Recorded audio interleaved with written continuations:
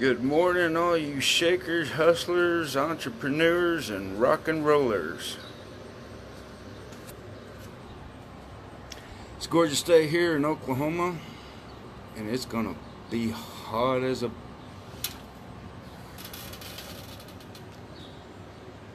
the dunes out in California. I try to keep it clean, but I don't know. Sometimes I can, sometimes I can't. No stranger to the rain, been around the block once or twice. A little late this morning because yesterday I didn't have any AC in my vehicle, and I was a little hot because I just spent, no pun intended, because I just spent $200 and some odd to get the AC recharged. They said there were no leaks, everything was good, and I haven't driven that vehicle in 150 miles in a month and a half. And it's been in the garage, and I got in it yesterday. No AC. Ooh.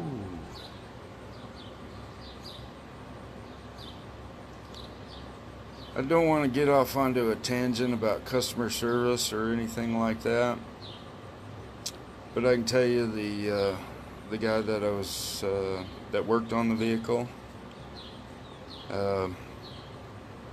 good egg. He's taking care of me, and he understands the importance of it. Maybe we'll do that in a later video or something, I don't know.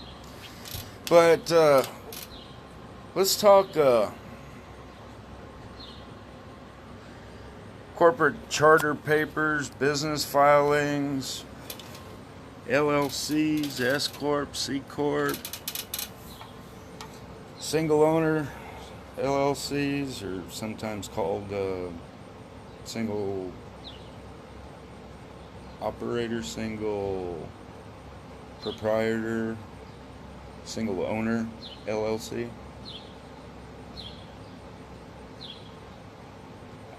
And choosing the right entity for your business is key.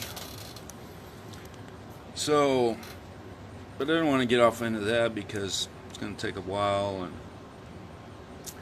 But quickly, if you're going to do an S corp, there are enhanced tax benefits that come with an S corp.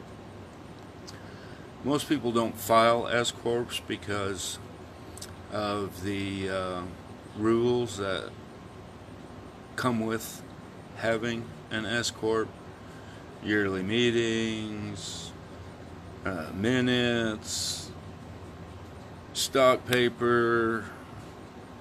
But really, an S corp is designed for if you're going to bring investors on. Let's say I want to start a retail store, kind of like a Dollar General or something. You would start an S corp because then you have stock certificates that you can issue out and attract investors. For businesses like maybe a trucking company or landscape and gardening, or I don't know, maybe you have a dog walking business. An LLC really is your best choice. Now there's LLCs, and then there's single owner LLCs, and single owner LLCs would be like just one person. I own 100% of the company, and there it is. Then you have LLCs, and that's based upon the number of members that are part of the LLC. And to have an LLC, you also need an operating agreement, which outlines all of the details of the LLC, sometimes known as a partnership agreement, because each member of the LLC needs to buy into the LLC and provide some type of capital or intellectual property or a combination of both, and then they acquire a percentage of the LLC. So maybe for 10% of the company, provide over 50,000 in intellectual capital, which intellectual capital is maybe you've got a client database, an email database, a hookup on a manufacturing company or something like that that could launch the business in a new direction or something like that. And then you would hand over a percentage of that company. Now, how do you go about starting an LLC or an S corp or C corp? Well, you can do it yourself, which if you go to the Corporation Commission of your state, you can do your filings there, reserve your name, pay the state fees, and to do an S corp or C corp or LLC probably cost you maybe, I don't know, $50 to $100.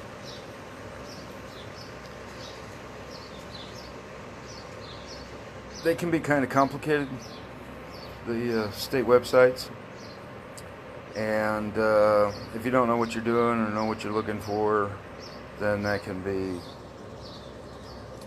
difficult, and you might wind up spending money or time or something of that nature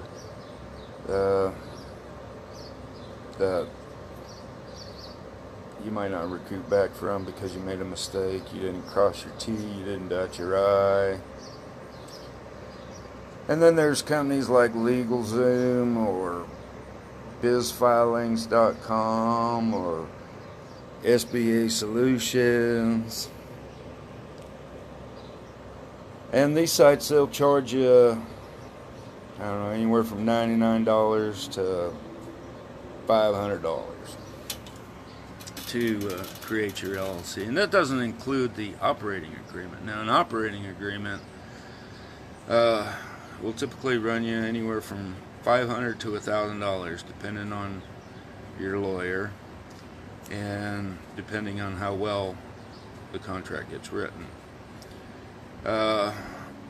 Now, I can do an operating agreement here as well, but it would be about around the same price or so. So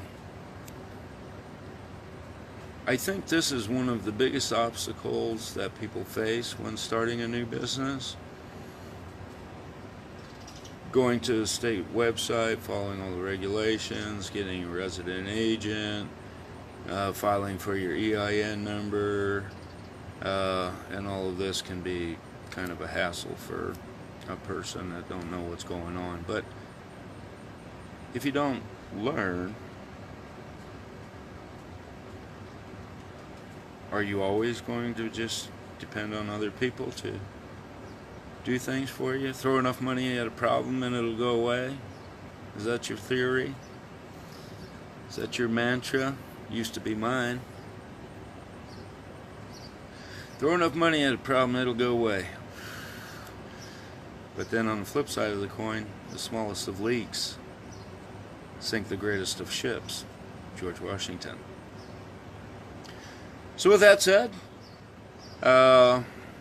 consider your entity. If you have any questions,